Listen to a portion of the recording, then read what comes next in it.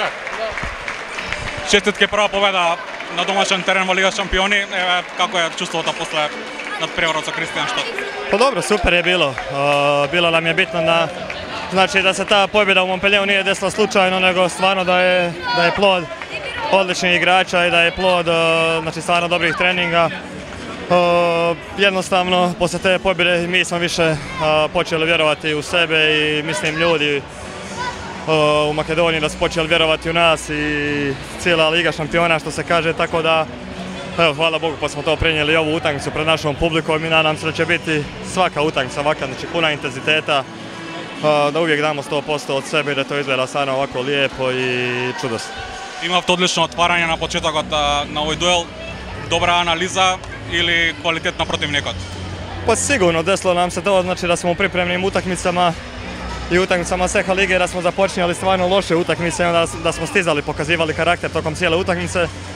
Ali danas se desilo to da smo zabili par stvarno lakih golova, da je napad bio tečan i ono što najbitnije da smo imali 3-4 odbrane golmana dobre, 3-4 zicera gdje smo se odlijepili na 4-5 pogodaka razlike i onda je poslije bilo lagano. Poslije je bilo samo kao na traci i jednostavno stvarno radujem se ovakvom Vardaru i nadam se iskreno da ćemo ovako nastaviti.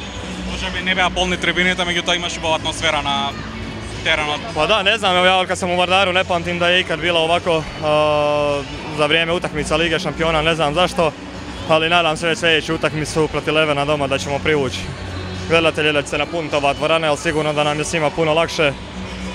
Tako da, ne znam, mi ćemo pružati od sebe dobre igre, nadam se i uvijek borbu na terenu, a njihovo da nas podrže i sigurno da će nama biti stvarno puno lakše. Glavni od ispit već sprem?